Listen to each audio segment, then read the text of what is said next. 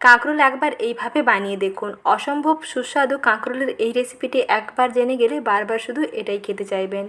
এতটাই লোভনীয় হয় আর বানানো এতটাই সহজ। খুব টেস্টি কাঁকরোলের একটা সহজ রেসিপি আজকে আপনাদের সঙ্গে শেয়ার করব। এইভাবে একবার কাঁকরোলটা বানিয়ে দেখুন, খেতে দেখবেন দারুণ লাগবে। একঘেয়ে কাঁকরোলের রেসিপি না খেয়ে পুরভরা ইউনিক এই কাঁকরোলের ভাজা রেসিপিটি বাড়িতে একবার ট্রাই করে দেখুন। খুব অল্প করণে ঝটপট তৈরি করে ফেলতে পারেন এইরকম লোভনীয় একটি কাঁকরোলের পদ। তো আসুন দেখে নিন আজকের সহজ রেসিপি। কাঁকরোলের এই রেসিপি তৈরি করতে প্রথমে এখানে নিয়েছি বেশ খানিকটা কাঁকরোল। কাঁকরোলগুলোকে প্রথমে একটু এইরকম ঘষে নিচ্ছি, যাতে গায়ের ওপরে যে কাঁটা কাঁটা অংশগুলো আছে এই কাঁটা কাঁটাগুলো একটু চলে যায়। তার জন্য একটি ছুরির পেছনটা দিয়ে এইরকম দেখুন কাঁকরোলগুলোকে ঘষে নিলাম। তারপরে মুখের কাছের এবং পেছনের কাছের অংশগুলো একটু কেটে বাদ দিয়ে তারপরে এরকম দুফালি করে কেটে নিচ্ছি। আর কাঁকরোলগুলো যত নরম হবে এই রেসিপিটা কিন্তু খেতে তত ভালো লাগবে। কাঁকরোলের বীজগুলো বেশি শক্ত হয়ে গেলে কিন্তু খেতে ভালো লাগবে না। তো এইরকম একটু নরম কাঁকরোল নেওয়ার চেষ্টা করবেন। এখন দুফালি করে নেওয়া কাঁকরোলগুলোকে ধুয়ে পরিষ্কার করে নিয়েছি। এখন কড়াইতে অল্প করে লবণ এবং হলুদ গুঁড়ো দিয়ে এবং জল দিয়ে কাঁকরোলগুলোকে একটু সেদ্ধ করে নিচ্ছি। সময় বেশি লাগবে না, অল্প সময়ের মধ্যে দেখবেন কাঁকরোলগুলো খুব সুন্দর সেদ্ধ হয়ে যাবে। যেহেতু কাঁকরোলগুলো নরম আছে তাই কম সময়ের মধ্যেই সেদ্ধ হয়ে যাবে। আর কাঁকরোলগুলো যখন সেদ্ধ করবেন এরকম একটু ঢাকনা দিয়ে সেদ্ধ করে নেবেন, তাহলে এর পুষ্টিগুণটা বজায় থাকবে। আর জলের পরিমাণ কম দেবেন, যাতে দেখবেন এই জলটা কাঁকরোলের গায়ে মোটামুটি শুকনো হয়ে যায়, জলটা বেশি না ফেলতে হয় সেইটা খেয়াল রেখে অল্প করে জল দিয়ে কাঁকরোলগুলোকে সেদ্ধ করে নেবেন। মোটামুটি 2 থেকে 3 মিনিটের মধ্যেই দেখবেন কাঁকরোলগুলো খুব সুন্দর সেদ্ধ হয়ে যাবে। একটু এরকম চেক করে নেবেন, দেখবেন যে কাঁকরোলগুলো সেদ্ধ হয়ে গেছে কিনা। কাঁকরোলগুলো এখানে প্রায় সেদ্ধ হয়ে গেছে। এখন এগুলোকে একটি ছাঁকনি দিয়ে ছেঁকে এর থেকে যে জলটা আছে অতিরিক্ত জলটা ছেঁকে ফেলে দিচ্ছি। আর 5 মিনিট মতন স্ট্যান্ডিং টাইমে রেখে দিচ্ছি, যাতে এই কাঁকরোলগুলো মোটামুটি একটু ঠান্ডা হয়ে যায়। এখন এই কাঁকরোলগুলোকে নিয়ে দেখুন এর ভেতরের যে বীজ সমেত শাঁসগুলো আছে তাই এরকম বের করে নিতে হবে। একটি চামচের সাহায্যে কাজটা করে নেবেন, দেখবেন কাজটা অনেক সহজ হয়ে যাবে।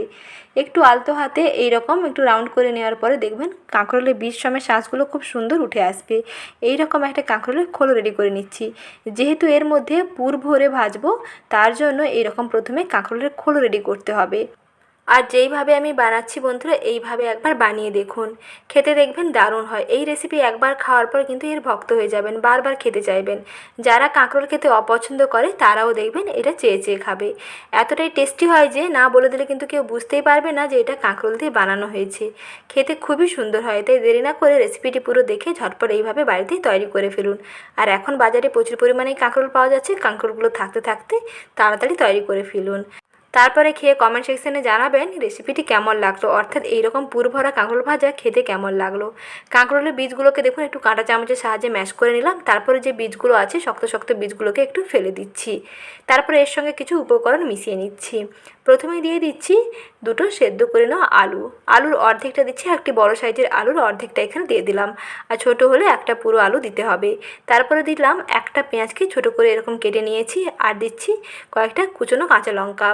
কাঁচা লঙ্কাগুলো আপনারা ঝাল পছন্দ মতন বাড়িয়ে কিংবা কমিয়ে নিতে পারেন। তারপর হলুদ গুঁড়ো দিলাম আর দিচ্ছি ডিম। ফ্যাটানো ডিম অল্প একটু দিয়ে দিতে হবে, যাতে এর বাইন্ডিংটা খুবই সুন্দর হয় আর টেস্টটাও খুবই সুন্দর হয়। তারপরে এর মধ্যে দিলাম স্বাদ মতো লবণ। আর দিচ্ছি এই ডিমের কাঁচা গন্ধটা যাতে না থাকে তার জন্য অল্প একটু গরম মশলার গুঁড়ো এবং কাঁচা সর্ষের তেল। এই সমস্ত উপকরণগুলোকে দিয়ে এখন একটু কাঁটা চামচের সাহায্যে ভালো করে এই কাঁকরোলের বীজের সঙ্গে মিশিয়ে নিচ্ছি। কাঁকরোলের বীজ ও শাঁসের সঙ্গে আলু, সর্ষের তেল, ডিম সমস্ত কিছু একসঙ্গে ভালো করে এরকম ম্যাশ করে নিতে হবে। এই রকম করে পুরটা তৈরি করতে হবে। আর ডিম এখানে একটু অল্প দেবেন, পুরো ডিমটা দেবেন না, পুরো একটি ডিমের অর্ধেকটা এখানে দেবেন, তাহলে দেখবেন ঠিকঠাক হবে। আর যদি মনে হয় মিশ্রণটা একটু পাতলা লাগছে তাহলে অল্প একটু এখানে বেসন অ্যাড করতেই পারেন, তাহলে খুবই ক্রাঞ্চি হবে, খেতে দেখবেন দারুণ লাগবে। পুর একেবারে রেডি হয়ে গেছে। আর এদিকে দেখুন সমস্ত কাঁকরোলের খোলগুলো রেডি করে নিয়েছি। কাঁকরোলের খোলের মধ্যে পরিমাণ মতন পুর দিয়ে এইরকম ঠেসে ঠেসে ভরে নিচ্ছি। একটু ঠেসে ঠেসে করে ভরে নেবেন, তাহলে এটা খেতে ভালো লাগবে। এক এক করে সমস্ত কাঁকরোলগুলোকে এরকম পুর ভরে রেডি করে নিচ্ছি। এখানে কোনো রকম ব্যাটার তৈরির ঝামেলা নেই, আর কোনো রকম ওপরে কোনো ব্রেড ক্রাম্বসের দেওয়ার কিংবা ডিমের ঘোলা দেওয়ারও প্রয়োজন নেই। খুব সহজে এই রকম সহজ পদ্ধতিতে কাঁকরোলের এই রেসিপিটি একবার তৈরি করে দেখুন, খেতে দেখবেন দারুণ লাগবে। যে একবার খাবে সে বারবার খেতে চাইবে। যারা কাঁকরোল খেতে অপছন্দ করে তারাও দেখবেন এটা চেয়ে চেয়ে খাবে। একইভাবে সমস্ত কাঁকরোলগুলোর মধ্যে দেখুন পুর ভরে নিয়েছি। এখন এগুলোকে শুধু ভেজে নেব। আর ভাজার জন্য কড়াইতে সর্ষের তেল এদিকে গরম করতে বসিয়ে দিয়েছি। এটা কিন্তু আপনারা সর্ষের তেলে ভাজবেন, সর্ষের তেলে করলে এর টেস্ট দেখবেন দারুণ হয়। তাই এখানে কড়াইতে পরিমাণ মতো সর্ষে তেল গরম করে নিয়েছি। সর্ষে তেলের মধ্যে একটি একটি করে কাঁকরোলগুলোকে দিয়ে দিচ্ছি। আর যেই দিকে পুর ভরা থাকবে সেই দিকটা প্রথমে এইরকম তেলের দিকে দেবেন, তাহলে পুরটা দেখবেন খুব সুন্দর সেট হয়ে যাবে। আর কাঁকরোল থেকে পুর ফেটে যাওয়ার, বেরিয়ে যাওয়ার কোনো রকম আর ভয় থাকবে না, যেহেতু এখানে ডিম দেওয়া আছে। কড়াইতে তেলে দেওয়ার সঙ্গে সঙ্গেই দেখবেন খুব সুন্দরভাবে কিন্তু সেট হয়ে যাবে। আর এটা ডিম দিয়ে বানানোর কারণ এটাই যে কাঁকরোলের থেকে পুরটা কিন্তু আলাদা হবে না, কাঁকরোলের মধ্যে পুরটা খুব সুন্দর আটকে থাকবে, তার জন্য এটাতে ডিম দিয়ে বানাবেন। আর ডিম যদি অপছন্দ করেন তাহলে কিন্তু এখানে অল্প একটু বেসন দেবেন। ডিম না দিলে এই উপকরণের মধ্যে বেসন দেবেন, তাহলে দেখুন বাইন্ডিংটা খুবই সুন্দর হবে। তাহলে আর কাঁকরোল থেকে পুরটা কিন্তু বেরিয়ে যাবে না, নাহলে কাঁকরোল আলাদা হয়ে যাবে আর পুর আলাদা হয়ে যাবে। যেহেতু এখানে কোনো রকম ব্যাটারে কোট করা হয়নি, তাই এই রকম করে বানাতে হবে। খেতে দেখবেন দারুণ লাগবে, উপকরণও দেখুন কম লাগবে, আর খুব তাড়াতাড়ি এবং চটজলদি এবং খুব ইউনিক একটি রেসিপি তৈরি করে নিতে পারবেন। কাঁকরোলের এই রেসিপি আপনি যাকে খাওয়াবেন তার কাছ থেকেই প্রশংসা পাবেন, কারণ খেতে এতটাই দারুণ হয়।